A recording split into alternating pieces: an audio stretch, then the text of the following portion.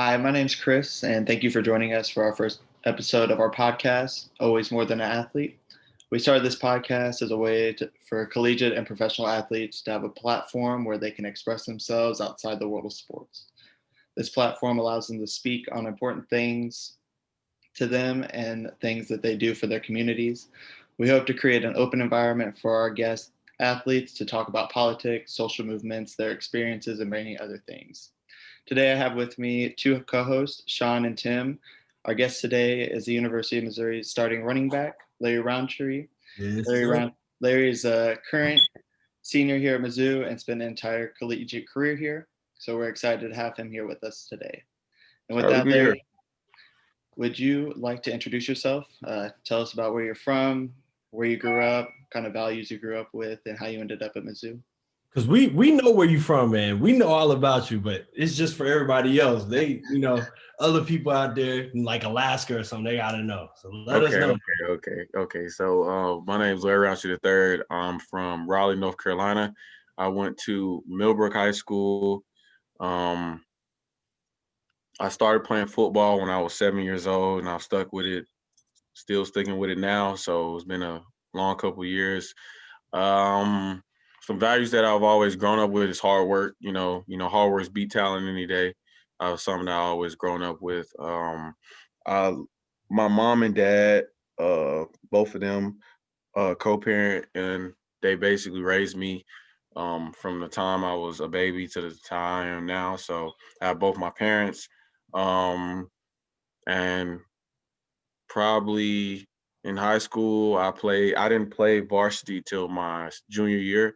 So I was a late bloomer. So I didn't really get any looks till like my junior and senior year.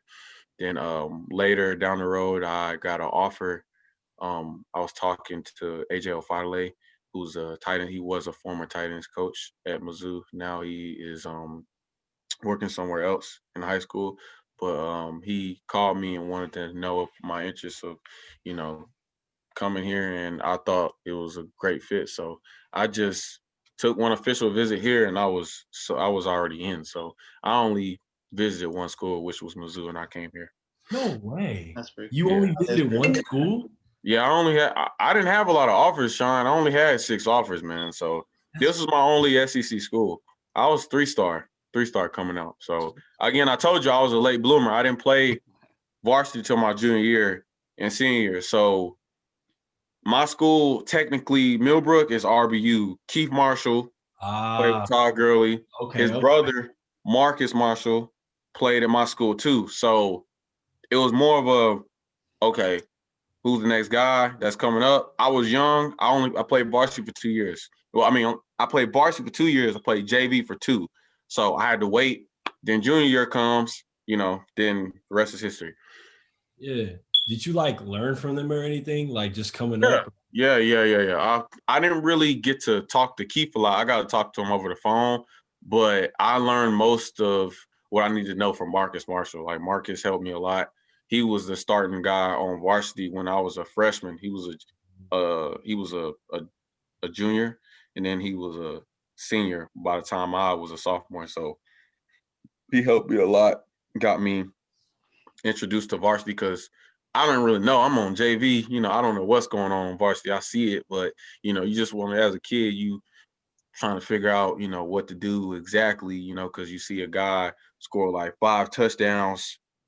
Like you want to know, some things that can help you, Yeah. get your game better on Friday nights when it's time for you to play. Because, JV game was on Thursday. So, I mean, I learned a lot from Keith and Marcus. Okay. Wait, hey, Tim, did you play football too? Yeah, I played a little bit in high school. What I was it also you did, played? and then Fullback. And that was my first position when I got to JV of my freshman year. I played fullback. We ran.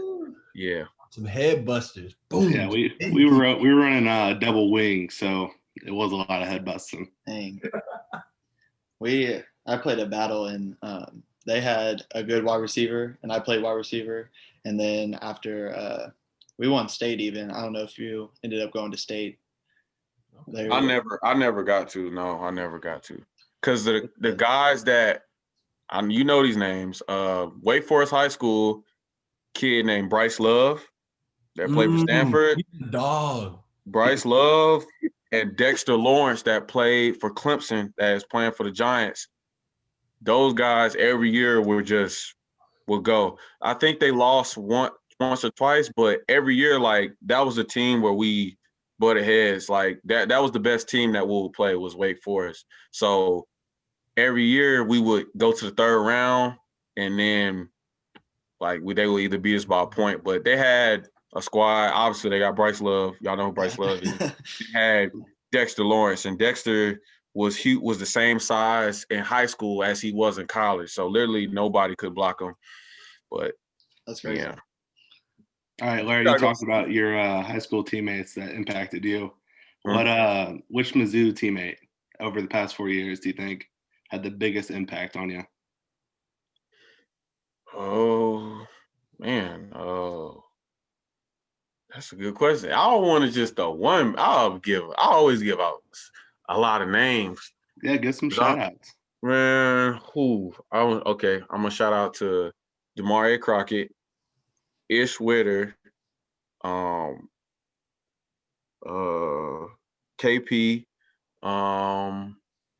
Trayvon, Nelly Wap, TJ Warren, Nate Brown, Jason Reese, and Terry Beckner. Basically all the older guys that's done left done hit me with some advice. Jamon actually was my host. So if it wasn't with Jamon, I wouldn't have came here kind of like, because he was my host and he gave me the real spill of everything. So Jamon hosted me and told me, you know, what the ins and outs about Mizzou. So, and plus I got to play with him for 1 year. But I would say in the running back room, who helped me most was 3 guys. It was Demaria Crockett, Ish Witter, and Nate. So those are the guys that really helped me. And obviously my coach Ford. But those 3 guys that main impact was in the running back room was I got to go with Ish Witter and Demaria Crockett.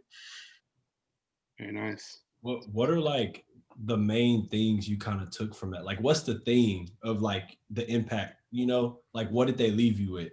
Well, you know, coming in as a freshman, you don't know what's going on. You know, you starts all over when you get to college. So I would just say, I took everything. You know, I was a sponge that was just trying to soak up everything. They taught me about learning how to learn stuff quick, how to move outside of the facility, how to have certain things to do besides football. And things that will actually help you clear your mind and stuff like that. And actually help me like not be so nervous because, you know, coming in, you don't know what's going on. You know, I'm thinking I'm gonna be, you know, in the fire, like nobody gonna help me or anything like that.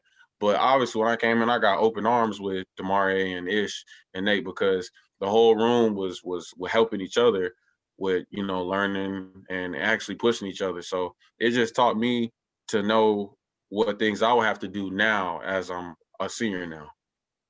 Yeah. So like when you first came to Columbia, what was like the first thing that stuck with you? Like you said, who gave you your visit? Who like walked you? Jamon. What stuck with you that made you want to stick in Columbia? Because I'm from Columbia. I know pretty much everything, but it's cool to know like what it is that sticks.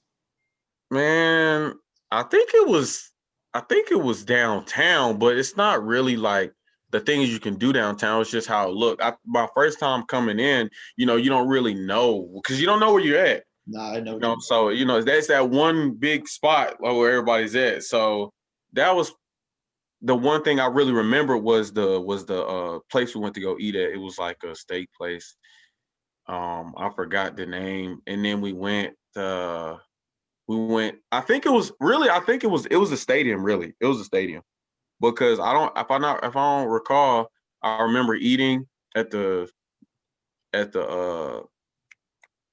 Columns Club. The Columns Club upstairs. I think it's the West Side. It's the West Side, right, Rob, Sean? the West Side, right? We're A for fall camp. I think so. Yeah. College club, yeah. East. Yeah, I Yeah. think so. It's the West, I think. But basically going to the stadium sold me. So that's why I really was like, because, eating up there and looking at the field, from that high up. It's just beautiful. So, and then the second day we went to the other side and then had a thing in there and, saw the field from the other side. So I think it was just a building, like just going through the building and looking at the field. And then we actually got to go on the field. So my most memorable moment was when we went on the field and they played us a highlight tape. And that was kind of sold me. So we actually got to go on the field. So at Mizzou, I guess, like what have you been involved in? Like whether it be academics or like community, or like what has football got you involved in the community? Well, it's really got me in a lot of things. I've been involved in a couple organizations. Besides football, I'm a part of SAFE, which is Student Athlete Facilitating Equality. It's something that one of our he works in the Mass. His name is Dr. Brown. It basically we come together and we talk about things that we can help build students to have the same equality as as anybody else, because certain people look as athletes as us having everything, but technically we don't. Have to work for everything we have. I've been a SEC. It's so long ago. I was SEC MEC player. What they do is every year they'll send a player off to the SEC and we'll discuss rules that we think need to be changed in the SEC. So every kid, it'll be one football player from every school. That's the MEC player. That's like their represent of the football team. Will come to the SEC headquarters, which is in Bessemer, Alabama. And we'll talk basically about certain things that we think need to change or certain rules. So that I've been part of that. And it's another thing that's also a part of that where collegiate athletes from baseball, volleyball, wrestling, swimming come together again in the SEC and talk also and come together at the SEC headquarters also. So that was a little part of things I've been a part of. I'm pretty sure I've been a part of another thing, but I can't remember exactly. But those are the two things that I feel like are some major impacts that I've been a part of. It's awesome. It sounds like SAFE's kind of like some of that stuff's like some of the stuff our podcast is about. So like, Yeah. I guess going on that, like everything in society and social injustices going on around the country. What are your views and understanding about like what's going on with the reforms and like the Black Lives Matter movement and stuff like that?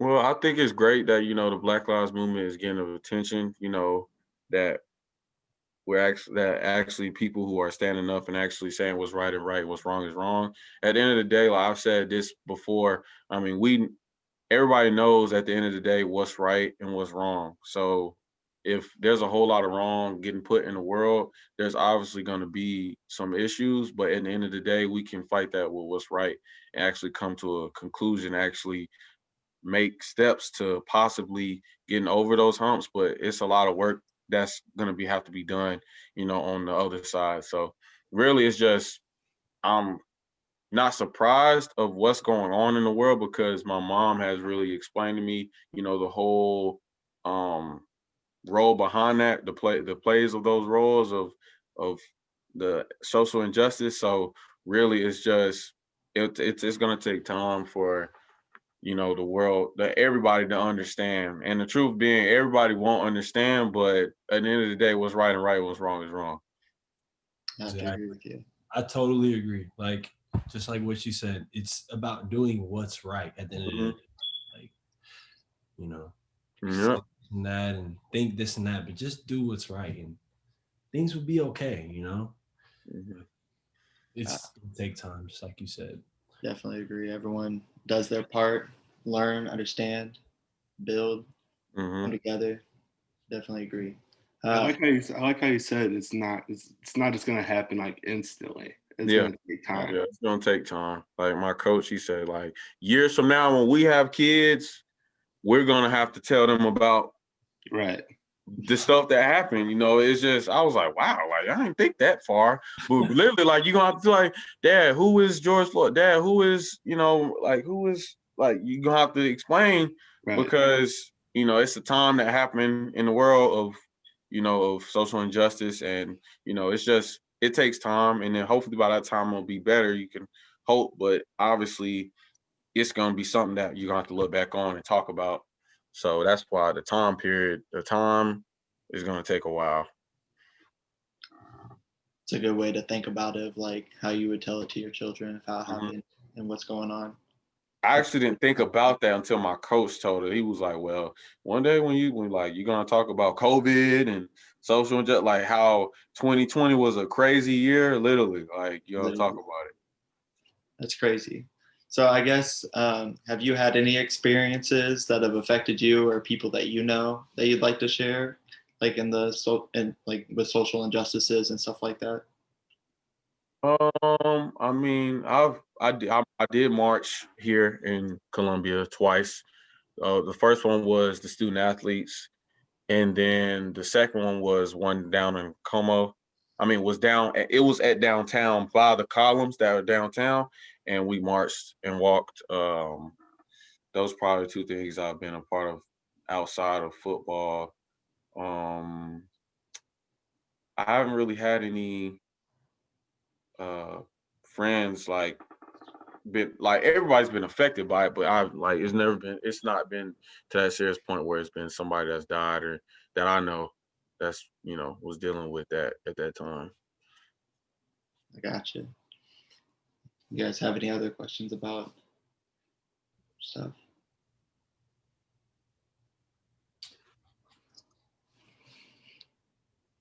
Yeah, it's just like, okay, obviously, like, we're black men. Like, it's just kind of like, I'm just trying to get your perspective on things. How do you deal with it? Like, do you move different, like outside of school? Like, are you thinking of that while like just living life, or like, how do you go about it? Or, you know what I'm saying? Well, how I go about it is like my mom has already got me at an early age hip to how the racism is in America. So I know how to move when it comes to certain things. Meaning, if I explain it to another person, they might not understand it, but in the end, I can at least tell them what I know. So, and how to not feed into what they want you to act like in this situation. So when it comes to this certain things, like I know what to say, what not to say, and I know how to move and what not to do. Certain things you can't do and certain things I can do. I can use my voice as a platform, obviously, but certain things I just can't say because in the end that will affect me, futuristically, and momentarily. So you got to think about those things before you say them, because if you don't think, it could affect you years and years from now. So it's like my mom and dad just already gotten me used to it. So when I got it, like when this all happened and whatever does happen down the road, I know how to react and I know what not to do and what to do. Absolutely. I think that's huge. Just like in general, just in life, like it's just learning and knowing how to react to things. Like everything comes with a consequence, like everything. So just your perspective of that is so wise. Just like thinking like that, because not many people think that far and see that far in like a current situation. I think if a lot of people thought that way, it'd be a little bit different and things would be moving along faster. But I think that's the mindset, though. That's the mindset to have for sure. Definitely think your parents had a good influence on that. Definitely feel like. Shout out to the moms right there. Moms and pops that got me. Always set you up right there. Bonita Rountree and Larry Rountree Jr. already got me, as a kid, you grow up and your mom, she, y'all, my mom be like, he don't need to see that yet. And my dad be like, yeah, he do need to see it, just certain things, you just gotta educate, because again, like I told you, we're gonna talk about this to our kids later, just like my mom and dad told me about Emmett Till sat me down, told me about what situation that was, like, back in the day. Obviously, like, it was a while ago, but it's something that that forever be in history, because of, the issue of what happened. So it's just those things, talk about that. That's what my mom and dad told me, and basically I'm telling y'all, we're gonna tell our kids later from the years from now.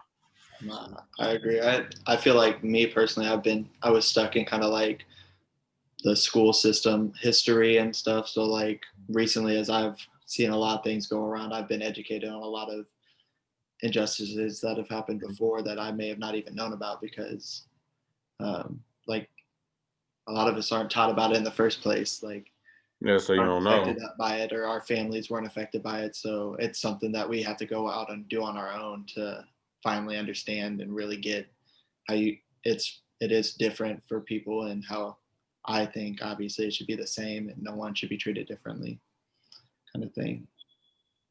For sure. Yeah, I definitely find that like odd that like it's not in like our history classes, like just growing up, like learning about certain situations and things that happen in history.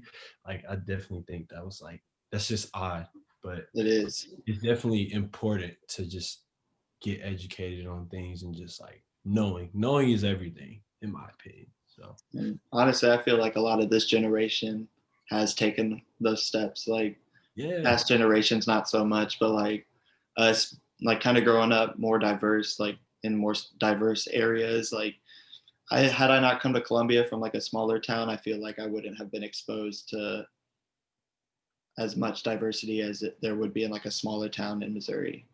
Because I've been around small towns and it's definitely not diverse at all.